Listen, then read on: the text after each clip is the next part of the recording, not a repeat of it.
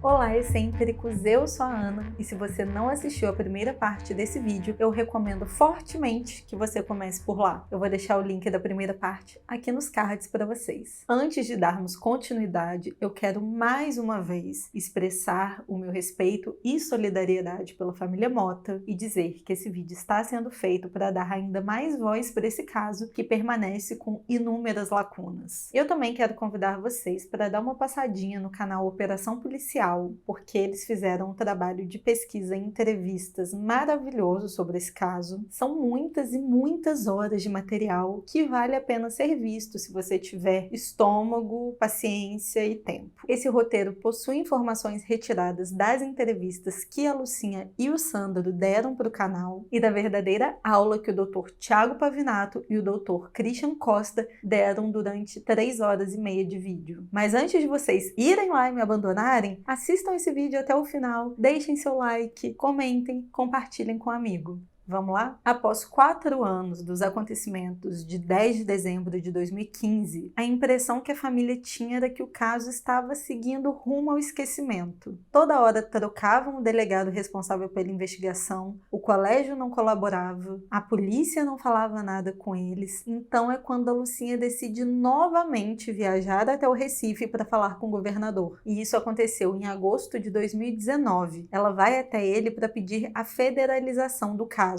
Isto é, tirar a investigação das mãos da Polícia Civil e colocar nas mãos da Polícia Federal. Isso porque a família acredita que a Polícia Federal tenha muito mais recursos e tecnologia para poder desvendar o caso. Isso não quer dizer de forma alguma que a Polícia Civil de Pernambuco seja incompetente. Muito pelo contrário, no decorrer dos anos tiveram muitos profissionais realmente comprometidos com o caso. Só que é uma polícia que não tem total autonomia. O caso sofreu muitas interferências políticas com todas as trocas de delegados e sem contar que a tecnologia da Polícia Civil do Pernambuco não é lá das melhores. Em 2015, a infraestrutura deles era bem capenguinha e toda a modernização que aconteceu foi por conta do caso Beatriz. Só que depois dessa última visita ao governador, mais uma vez, nada mudou. A polícia seguia sem falar com eles, o governador também não se sentiu inclinado a apoiar a federalização. Então, no desespero, em outubro de 2019, a Lucinha e o Sandro decidem iniciar uma investigação paralela. Eles pediram ajuda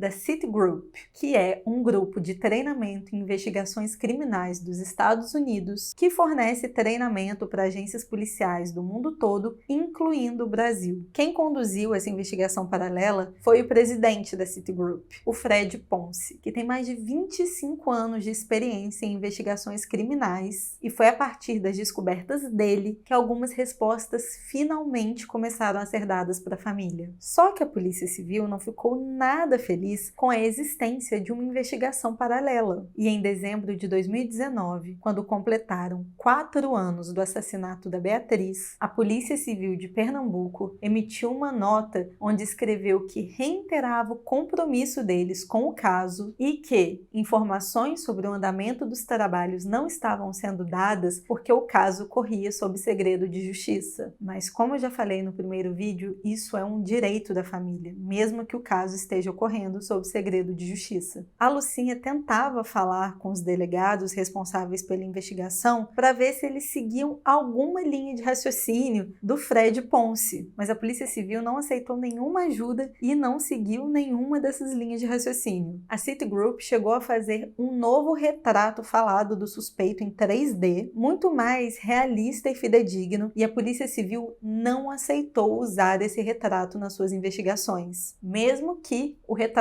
falado da polícia do Brasil seja pior do que um boneco do The Sims 1. Quem usa esse retrato falado moderno da Citigroup é a família e a mídia. Mas apesar de todos esses entraves e essa não comunicação, a Lucinha conseguiu criar ao longo dos anos uma grande rede de apoio de policiais de Petrolina e das cidades próximas que a escutam, a ajudam e passam informações para ela de forma anônima. O Fred Ponce sempre insistiu na ideia que o assassino da Beatriz é um pedófilo, um criminoso sexual, que inclusive já poderia estar preso por ter cometido um crime semelhante no estado do Pernambuco ou nos estados vizinhos. Ele também sempre defendeu a ideia que deveria ser feito um cruzamento de dados entre o material genético encontrado na arma do crime com o Banco Nacional ou Estadual de Perfis Genéticos. E pasmem, até 2022 isso não tinha sido feito. A Citigroup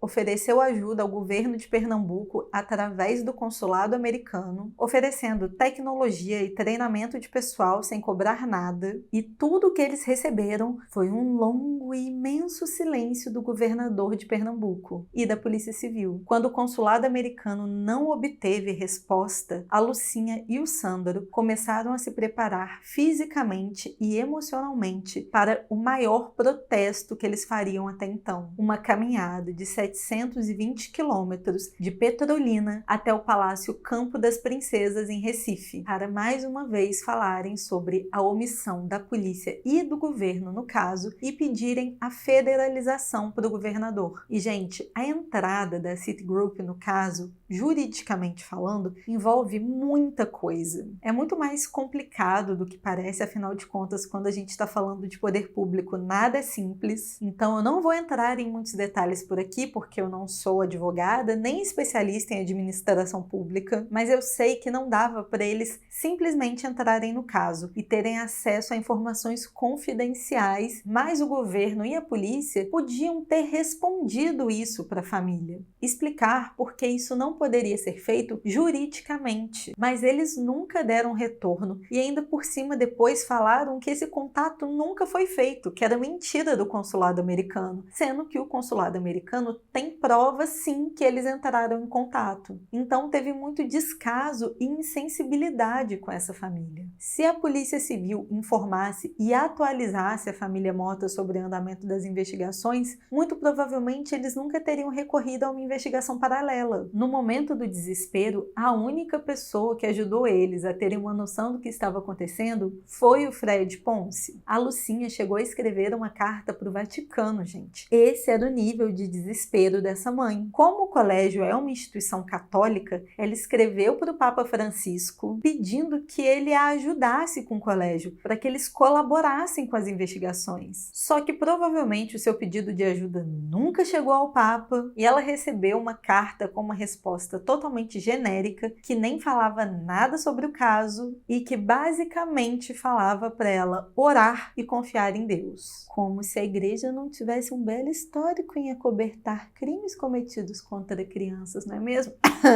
Continuando, mas voltando para o protesto. A caminhada teve início no dia 5 de dezembro de 2021 e eles chegaram em Recife no dia 28 de dezembro. E mesmo com a peregrinação e toda a cobertura da mídia, o governador não dava resposta para a família. Ele não falava que ia receber eles. No dia 28, quando eles chegaram, eles ainda aguardaram um dia inteiro na rua, sentados na frente do palácio, até serem recebidos. Eu nem sei se dá para existir um descaso maior que esse. Mas finalmente eles conseguiram sair de lá no dia 29 com uma nota oficial do governador se dizendo favorável à federalização do caso. Além disso, a família conseguiu ver a formalização da demissão do perito criminal Diego Henrique Leonel de Oliveira Costa, que após atuar ativamente na investigação do assassinato da Beatriz, prestou serviços de consultoria para o Colégio Nossa Senhora Auxiliadora. Em maio de 2020,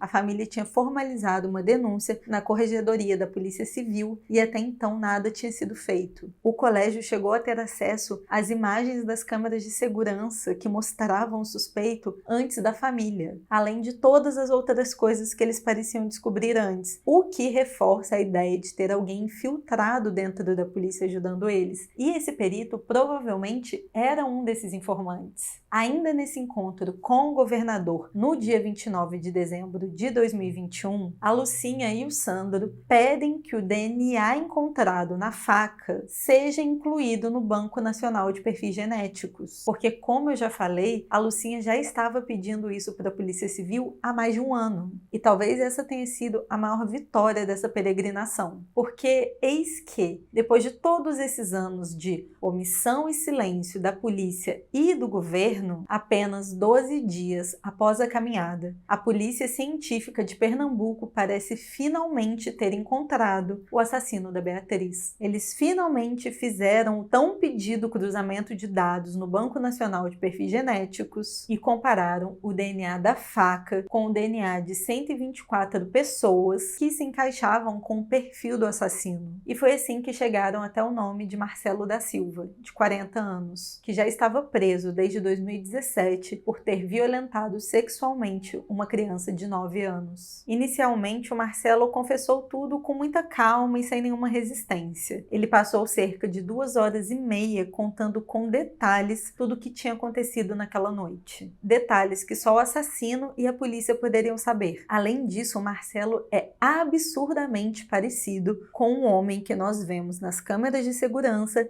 e com o retrato falado. Mas poucos dias depois da sua confissão, o Marcelo trocou de advogado e começou a negar tudo. E ele disse que foi pressionado pela polícia a confessar o crime. A grande questão é que a Polícia Civil de Pernambuco já perdeu totalmente a credibilidade para a população quando se trata do caso Beatriz. As pessoas acham muito estranho a polícia ter encontrado o assassino assim tão rápido num momento de tanta pressão. Fica parecendo que é uma espécie de cala-boca para impedir a federalização do caso. Sem contar que isso já foi feito antes. A polícia já tentou incriminar um homem, que é um flanelinha que fica ali na região central de Petrolina, um homem pobre, com pouca instrução, que a polícia pressionou a confessar o crime. Só que dessa vez é bem diferente. Por quê? Porque é muito provável que o Marcelo realmente seja o assassino da Beatriz. E por que eu tô falando isso? A faca usada no crime, ela foi comprada aparentemente para o crime. Por isso, só existiam 2 DNAs na faca. O DNA da Beatriz e o DNA mitocondrial do Marcelo. E DNA mitocondrial é praticamente impossível de ser plantado. Então é muito provável, é quase certeza, que o Marcelo realmente segurou essa faca. Mas isso não anula o fato de que foi uma manobra rápida da polícia para dar um cala-boca na família. Uma coisa não anula a outra. O grande X da questão, o grande elefante branco no meio da sala, é a motivação do Marcelo, que não está clara. No seu depoimento, ele conta que estava ali naquela noite porque precisava de dinheiro para voltar para sua cidade e que ele acabou entrando na escola, viu a Beatriz teria se assustado com a faca e por isso que ele matou ela. Só que apesar dele ter dado descrições muito precisas do dia do crime, outras informações não fazem sentido nenhum. O Marcelo mente descaradamente em vários momentos do seu depoimento, deixando a gente com mais dezenas de perguntas. Por exemplo, ele deu a entender que ele estava numa situação quase de pedinte, que precisava voltar para casa. Só que ele não estava parecendo uma pessoa que estava dormindo na rua. Ele inclusive estava bem arrumado, com uma camisa de botão. Ele tinha um celular que ele conta que jogou fora depois e que não se lembrava nem do número e nem da operadora, o que é muito estranho porque ele se recordava com detalhes de mobílias do colégio, mas não se lembrava nem da operadora do celular dele. É bastante estranho isso. Como que a Beatriz teria se assustado com a faca dele, que ele disse em depoimento que só estava carregando para se proteger, sendo que a faca estava na meia dele, porque a gente viu isso nas imagens de segurança. Se ele só precisava de dinheiro, não teria sido mais fácil ele furtar ou assaltar alguém na rua? Ele não estava caminhando sem rumo. Ele foi direto e reto na escola, mesmo passando por outras pessoas na rua que ele poderia ter pedido dinheiro ou simplesmente assaltado. Ele entrou na escola, matou a Beatriz e saiu. Ele não roubou nada. Após o crime, ele deveria ter ficado completamente sujo de sangue, correto? Como que ele saiu da escola sem nenhuma câmera pegar ele? Porque se um homem saísse ensanguentado pela rua, alguém teria visto, teria gotas de sangue no chão, alguma coisa. O que reforça a teoria da sala do balé, porque ele poderia ter matado a Beatriz ali, se limpado e se trocado e ter levado ela até o depósito. Alguém teria deixado roupas para ele se trocar? Como isso aconteceu? Onde isso aconteceu? O que nos leva a acreditar que ele teve tempo de se limpar dentro da escola, trocar de roupa inclusive. Cerca de 30 minutos depois que a Beatriz desapareceu, já tinha umas 10 pessoas procurando por ela. Isso quer dizer que ele agiu muito rápido. Ele teria que ter pegado a Beatriz, a matado, se limpado e saído do colégio em menos de 30 minutos. Existe a teoria que, se ele estava na posse das chaves roubadas, provavelmente ele saiu por um portão do colégio que só abria por dentro. E todas essas perguntas só nos levam a mais perguntas que não querem calar. O Marcelo teve um cúmplice? Ou até mais de um? Teve um mandante? Se teve um mandante, qual foi o objetivo? Porque as partes que o Marcelo mente no seu depoimento parecem que é para cobertar alguém. Porque o colégio manteve e ainda mantém essa postura no mínimo suspeita. Eles estão escondendo alguma coisa ou alguém. Imagens de segurança dos dias anteriores ao evento nunca foram analisadas. Nós não sabemos se o Marcelo ou outra pessoa já estava rondando o colégio nos dias anteriores, nem se pais, alunos, ex-alunos e funcionários do colégio agiram de forma suspeita nos dias anteriores. Nós nem sequer sabemos quem são os ex-alunos que colocaram fogo no depósito. Se a polícia tem essa informação, nunca foi passado para a família. O incêndio do depósito, o roubo das chaves e o assassinato da Beatriz estão ligados? A faca foi deixada na cena do crime propositalmente ou não? Quer dizer, gente, ainda tem muita coisa para ser descoberta nesse caso e é por isso que ele segue sendo um caso não solucionado, mesmo que o assassino tenha sido pego. E pelo incrível que pareça, a Lucinha e o Sandro descobriram pela mídia que a polícia estava com o principal suspeito do assassinato da filha. Eles não tiveram a delicadeza de comunicar à família antes, mesmo depois deles terem percorrido 720 quilômetros a pé para pedirem um mínimo de respeito e consideração. A polícia ainda não permitiu que eles entrassem na coletiva de imprensa. Então dá para entender, é totalmente justificável a raiva que a família Mota tem da Polícia Civil de Pernambuco, porque basicamente, é sério, eles são os escrotos. Após o Marcelo voltar atrás e dizer que é inocente, o deputado estadual de Pernambuco, Romero Albuquerque, do PP, formalizou um pedido para a instalação de uma comissão parlamentar de inquérito do caso Beatriz. E a Assembleia Legislativa de Pernambuco tem pressionado a deputada estadual Gleide Ângelo, do PSB, para votar a favor da abertura da CPI. Mas por que o voto da Gleide é tão importante? Eu te pergunto e eu te respondo. Porque a Gleide, antes de ser deputada estadual, era delegada da Polícia Civil e ela chegou a trabalhar por cerca de um ano no caso Beatriz, até que ela foi substituída pela delegada Poliana Neri, que aparentemente é a preferida da família Mota, que sempre criticou com motivos os delegados anteriores a Poliana e os posteriores. É possível encontrar vários depoimentos da Lucinha falando como é impossível ter algum contato com os delegados. E o fato da Gleide estar tendo tanta resistência a votar a favor da abertura da CPI tem gerado muitos burburinhos, porque além dela ter sido uma pessoa que acompanhou o caso de perto, então supostamente ela deveria desejar muito que ele fosse solucionado, a principal pauta do seu mandato é a segurança pública. A deputada disse que só iria se manifestar depois da realização da audiência pública sobre o assunto. Essa audiência pública vai acontecer no dia 10 de fevereiro. E como eu tô gravando esse vídeo antes dessa data, apesar dele sair no dia 15 para vocês, eu ainda não tenho as informações para dar aqui nesse momento. Mas eu prometo para vocês que eu vou ficar de olho nos acontecimentos das próximas semanas e vou atualizando vocês aqui nos comentários fixados desse vídeo, tá bom? Um último grande mistério do caso Beatriz é que, durante a perícia feita na cena do crime, uma digital palmar foi encontrada na porta do depósito, do lado de fora. No primeiro laudo, essa digital batia com a de um ex-aluno do colégio. Aluno esse que dizia nunca ter estado nessa sala. Esse ex-aluno pode ter sido um dos responsáveis pelo incêndio e até um cúmplice do assassinato da Beatriz. Ou os dois,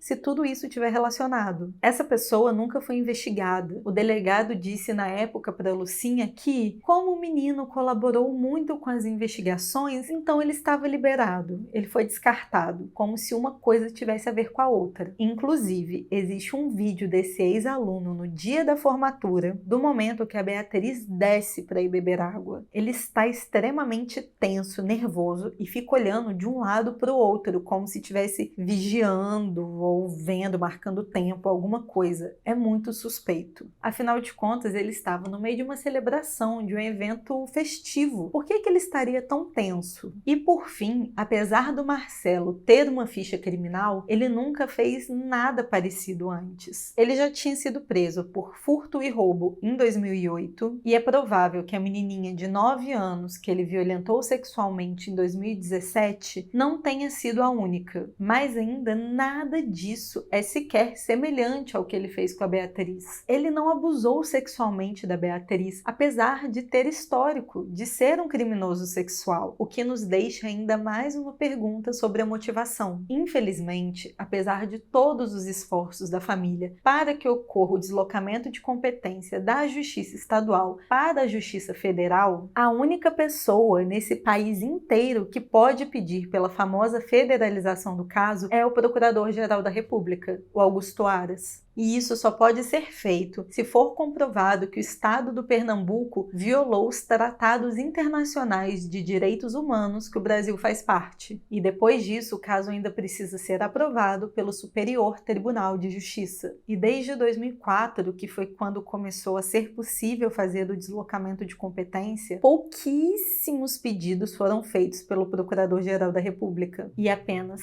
3 foram aprovados pelo STJ e acatados pelo STF. O caso Marielle Franco, por exemplo, foi negado. Então, de verdade, eu não acredito que a federalização do caso Beatriz aconteça. Para encerrar, gente, o Marcelo chegou a escrever uma carta onde ele diz que admira muito a Lucinha, que acompanha todo o caso de forma assídua durante todos esses anos e que queria encontrar com ela pessoalmente para pedir desculpas. Mas especialistas recomendam que ela jamais faça isso, que ela jamais vá a esse encontro, porque tudo isso ainda pode ser parte de um jogo onde ele sinta prazer na dor da mãe. Uma avaliação psicológica extremamente cautelosa precisa ser feita no Marcelo com urgência, porque provavelmente é só a partir daí que nós vamos começar a ter algumas respostas para essas, sei lá, centenas de perguntas que eu fiz aqui durante esse episódio. Até porque, se ficar comprovado através dos testes que o Marcelo não tem nenhum distúrbio psíquico, existe uma grande chance do crime ter sido encomendado e que o Marcelo tenha sido contratado como um matador de aluguel, provavelmente para enviar uma mensagem para alguém ou para a própria instituição. Talvez era para ter sido uma outra criança, filho às vezes de um magnata, um poderoso ali que mexia com coisas perigosas, talvez. Só uma observação, eu recomendo muito que vocês assistam o filme O Nome da Morte, que eu já indiquei em um podcast aqui do clube. Esse filme conta a história real de um matador de aluguel que matou mais de 800 pessoas e saiu ileso. Hoje em dia ele está aposentado, vivendo num sítio que ninguém sabe onde fica. Esse cara matava a mando de pessoas muito importantes no Nordeste. E eu fiquei lembrando muito desse filme durante a pesquisa para esse vídeo, principalmente porque os pais da Beatriz acreditam que sim, o Marcelo pode ter sido contratado por alguém para fazer isso. Eles não acreditam que ele simplesmente tenha entrado lá por vontade própria, sem ajuda de ninguém, para fazer o que fez só porque ele era, sei lá, tipo um psicopata